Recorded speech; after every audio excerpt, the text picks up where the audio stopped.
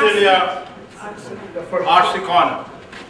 Okay, good morning everyone, and thank you very much for having nominated me. I wrote a little speech because I don't want to get carried away with the passion that characterizes me. So I just want to say a few things. I wrote, thank you for your support. I come forward with a strong sense of commitment towards the community of our interpreters. I want you to know that I will advocate for the interpreters' rights to put an end to mass abusive treatment. I stand for MAC to stop treating us like subordinates by respecting our condition of freelance workers under Ontario common law. For MAC to index our wages to the cost of living in order to get annual increases. To stop courts from tampering with our invoices by reducing our travel expenses and by forcing us to disclose the amount of kilometers traveled within the year. To stop local courts to impose their own arbitrary policies on interpreters such as Newmarket, Kitchener, Barrie, and now St. Catharines, who demand land receipts specifying addresses and time of consumption. For interpreters to be treated respectfully and to have a voice in defense of our position in case of complaints. For interpreters to receive periodic training to upgrade their skills. For full disclosure and transparency about the new test in terms of credentials of the markers and the marking system used. To resolve the situation of those interpreters who lost their accreditation after the exam and to seek a way to get them reinstated as soon as possible. For interpreters to participate in the creation of its own policy and negotiation with NICE. All this can be reached by working together as one, under the same umbrella, pulling in the same direction. We will no longer be isolated drops. Now we can become an ocean. Thank you.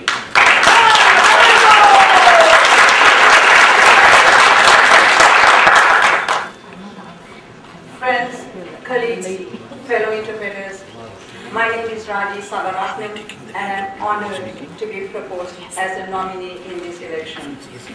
I have a legal background, being a lawyer from Sri Lanka, England and Hong Kong, and I have been an interpreter in Canada for over 20 years, initially as a freelancer and since 2005 as a staff interpreter at 1911 Eglinton Avenue East. I'm well aware of the challenges and difficulties we interpreters face and the issues we have had to deal with since our recent rehabilitation by the Ministry of Attorney General. I'd like to reiterate my position that the association is one voice. We are one body. It's not you or I. It's not about personality. It is about us as a professional organization. We are one voice, one body, and united we stand.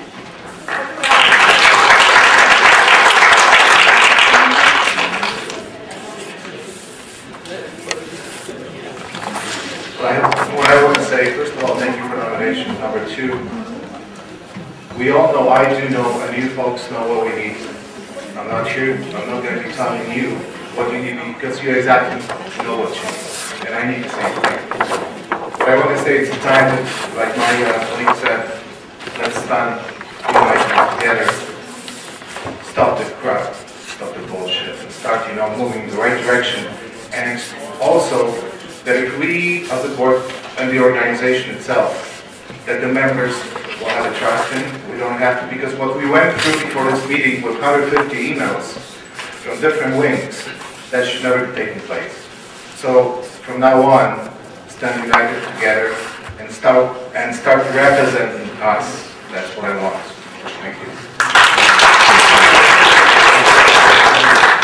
Hello everybody, my name is Mahassan Mahmoud and my language is Arabic. I actually have a degree in interpretation from Egypt and I've been accredited for, I don't know, maybe like 10 years now. The reason I got interested in joining the board is my previous experience on different boards. I was the regional director of the Ontario Council of Agencies Serving Immigrants, and I continue to be on 4 or 5 boards, and I chaired committees such as governance committees and strategic planning committees, so I have experience with setting up processes for boards, and I think I can provide a contribution in terms of getting some structure. I'm not really sure what kind of committees were on the previous boards, but I think that's something that we need to look at. At the same time, I think as interpreters, we have a very unique relationship with MAE, where basically we are part of the judicial system, but at the same time we're not receiving any support from the system. So as freelance interpreters, we don't have benefits, we don't have any coverage of any sort, and maybe eventually in the negotiations we can suggest or we can negotiate with the ministry some system where we are acknowledged as an essential part of the system, so we can get some support in terms of professional development, in terms of training, in terms of health benefits, maybe based on the number of hours. So we need to have some process where the work that we do, where there is some elements of an employment relationship in the way we are interacting with the ministry. Some of us are being offered work on a daily basis. Some of us, they go to offices and they stay in certain courthouses.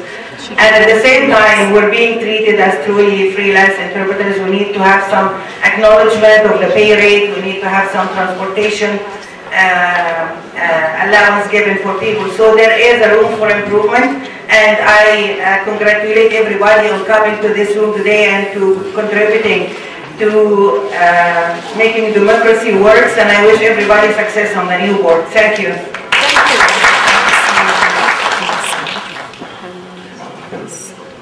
Kumar Singh, Raja Kumar, ladies and gentlemen, it is a great honor to be member of the board of the newly constituted organization.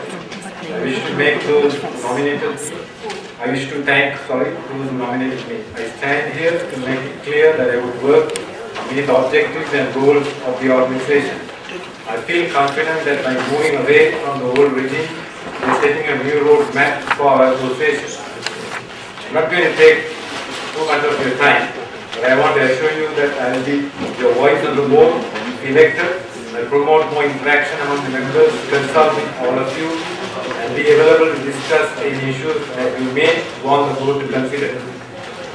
I want to pursue our dialogue with the Ministry of Attorney General to have our organization standards accepted as the criteria for accreditation of interpreters. I want to explain what I have in mind for the organization to be recognized as the foremost institution of professional court interpreters.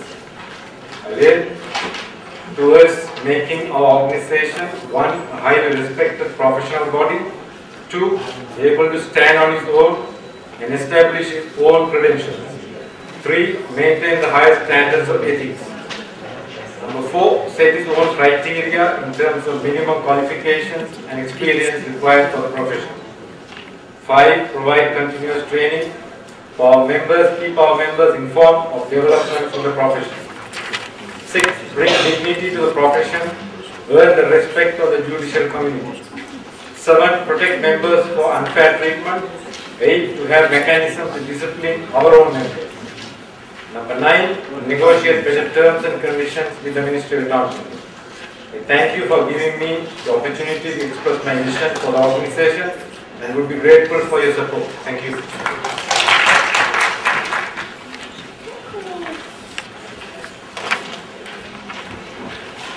What a long, bumpy journey. We're finally here. I'm glad it's a good turnout. I'm glad it's a democratic process. I'm a court accredited interpreter for 20 years in the Farsi. Come to the microphone, please. The Farsi language. I adopt what my other friends said here.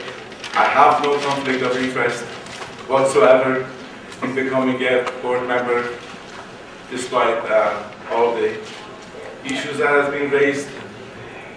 I had second thoughts was accepting the nomination because of the issue that I did not want to become an issue here. I am not the issue here. The issue is the unity of this professional organization and the fact that it has to be recognized by the ministry for its full rights of its members. It has to proceed, it has to become a partner in the judicial system that we have here. I'm humbled by your nomination, and if I'm elected to the board, I'll do my utmost best, as I've done so far, to serve this cause. Thank you.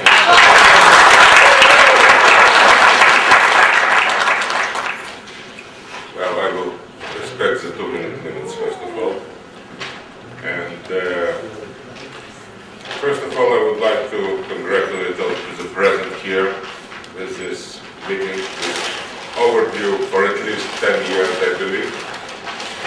Because those issues came up yesterday. Those issues of mistreating interpreters just developed over the years of our, excuse me, self-neglect.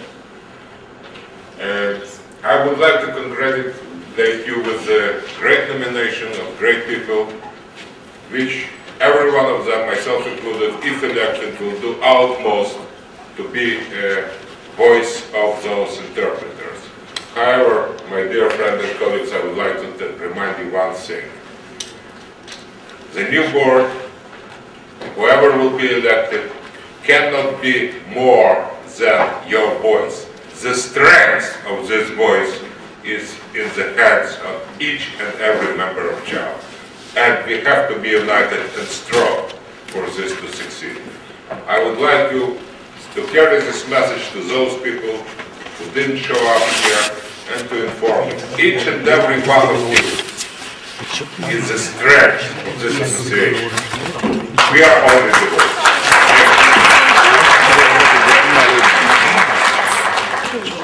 That's right. Good morning, everybody. My name is Sona Russo. I'm very humbled because my peers proposed me as a candidate.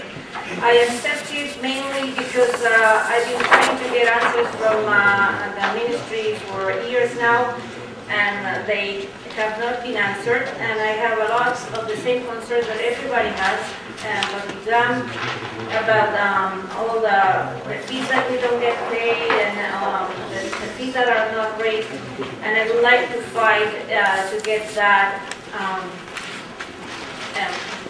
made better, and also to be acknowledged as an interpreter, as part of the judicial system, because nobody recognizes that the judicial system wouldn't work without us. That's mainly what I would like to say to you, and I promise that if you elect me, I will work very hard to obtain all these things for us.